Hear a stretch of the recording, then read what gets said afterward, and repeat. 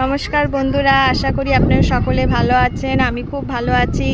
আজ আমি এসেছি চিয়রটাপুর বিচে এসেছি। এখানে সবাই আমরা সকলেই পিকনিক বানাতে এসেছি। দেখো সবাই আছে, বাচ্চারা এখানে খেলছে। এই দেখো কি সুন্দর দৃশ্য।